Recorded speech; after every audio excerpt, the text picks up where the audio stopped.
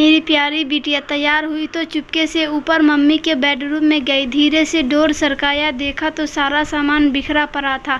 नीचे drawing room में आई, पापा सोफे पर बेसुध से सो रहे थे। अपने रूम में आकर उस गुल्लक में से 50 रुपये निकाल कर पैकेट में रख लिया। बैग उठाकर स्कूल बस के लिए निकलने लगी तो सरोज आई ने पीछे से आवाज़ लगाई, ज्योति बेटा, आलू का पराठा बनाया है, खा लो। ज्योति ने मायूस नज़रों से सरोज आंटी को देखा। नहीं आंटी, भूख नहीं है। सरोज ने ज़बरदस्ती टिफ़िन उसके बैग में डाला। ज्योति स्कूल के लिए निकल गई। सरोज सोचने लगी, बेचारी छोटी सी बच्ची साहब और मेम साहब के रोज़ के लड़ाई झगड़े से इस 13 साल की उम्र में कितनी बड़ी हो गई है। सरोज पिछले 10 सालों से नेहा व नरेश के यहाँ काम कर रही है। दोनों मल्टीनेशनल कंपनी में ऊंचे पदों पर कार्यरत की ज्योति उनकी इकलौती बेटी है। किसी भी चीज़ की कोई कमी नहीं है, पर हर समय दोनों एक दूसरे से लड़ते रहते हैं। नरेश पिछले कुछ समय से नेहा से तलाक चाह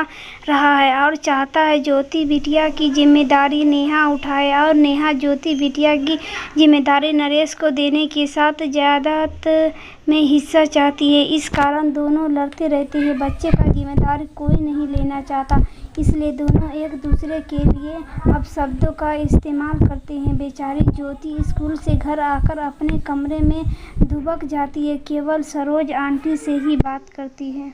रोज की तरह नेहा और नरेश ने नाश्ता अपने अपने कमरे में किया और ऑफिस के लिए निकल गई। गरीब बाहर बच्चे स्कूल से कॉल आया कि जल्दी हॉस्पिटल पहुंचो, ज्योति को चोट आई है। हॉस्पिटल पहुंचकर पता चला कि ज्योति बहुत ऊपर से सीढ़ियों से गिर गई है। आईसीयू में रखा गया था। ऑपरेशन की तैयारी हो रही थी। सिर में बहुत गहरी चोट आई थी। ऑपरेशन शुरू हुआ पर जिंदगी मिली न मौत। बिटिया कोमा में चली गई। नेहा और नरेश तब्बद रह गए। उन्हें ऐसा झटका लगा था कि अपनी सुध बुध हुई खो बैठे थे। ज्योति की दीदी भी आ गई थी। बेटा बहू को देखकर नफरत से मुंह फेर लिया। पूछताछ हुई। टीचर स्टूडेंट सभी के बयान लिए गए। यही पता चला कि बैलेंस बिगड़ने से नीचे गिर गई।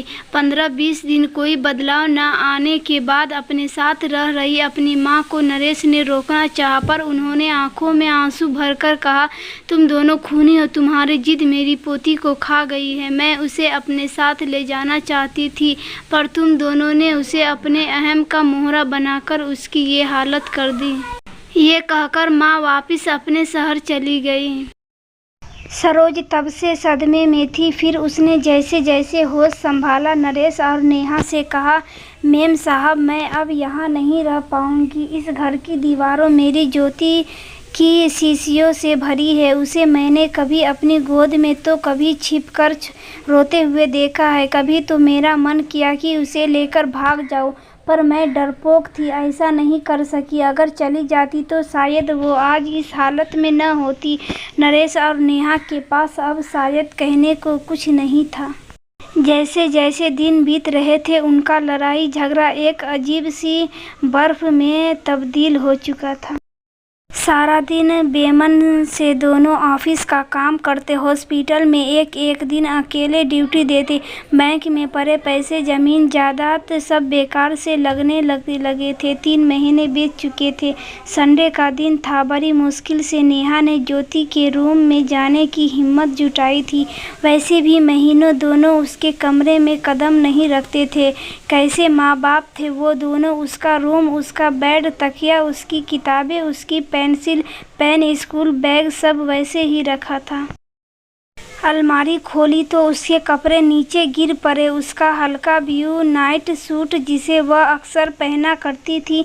नेहा रोते हुए अलमारी से सामान निकालने लगी, तभी उसके हाथ एक ब्लू कलर की डायरी लगी। उसने कांपते हाथों से उसे खोला। आगे के कुछ पेज फटे हुए थे। पेज पर पेज टूटे दिल की दास्तां छोटे छोटे टुकड़ों में दर्ज थी। मम्मी पापा, मैं आपको डियर नहीं लिखूंगी क्योंकि डियर का मीनिंग प्यार होता है।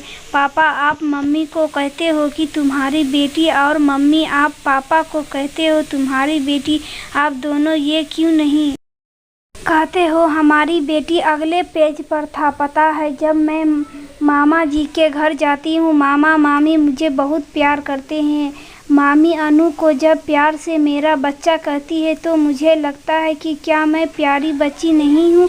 मम्मा मैं तो आपका सारा कहना मानती हूँ, फिर भी आपने मुझे कभी प्यारी बच्ची नहीं कहा। अगले पेज पर था, मम्मी जब मैं बुआ के घर जाती हूँ तो बुआ मुझे बहुत प्यार करती है, पर खाना नक्श की पसंद का बनाती है। मम्मा मुझे भी राजमा बहुत पसंद है, मैंने कहा था कि आप बनाओ, पर आपने कहा मुझे मत तंग किया करो, जो खाना है सरोज आंटी को बोला करो। पता है मम्मा मैंने राजमा खाना छोड़ दिया है, अब मन नहीं करता। अगले पेज पर था, पापा मैं आपको साथ आइसक्रीम खाने जाना चाहती थी, पर आपने कहा आपके पास फालतू चीज़ों के लिए टाइम नहीं है। पापा जब चीनू मासी और मौसा जी मुझे और विपुल को आइसक्रीम खाने ले जा सकते हैं तो फिर वो क्यों नहीं कहते कि ये सब फालतू चीज़ें हैं। पता है मम्मी मैं अपने घर से दूर जाना चाहती हूँ, जहाँ मुझे ये न सुनाई दे कि ज्योति को मैं नहीं रखूँगी, जहाँ पापा के चिल्लाने की आवाज़ न सुनाई दे। पापा अगर मैं बड़ी होती तो मैं आप दोनों को कभी परेशान नहीं करती, मैं खुद ही चली जाती। मैं तो आप दोनों से बहुत प्यार करती हूँ। पापा मम्मी आप दोनों मुझे प्यार क्यों नहीं करते। एक पेज पर था, I love you Saroj aunty, मुझे प्यार करने के लिए, जब मुझे डर लगता है तो अपने पास सुलाने के लिए, मेरी हर बात सुनने के लिए।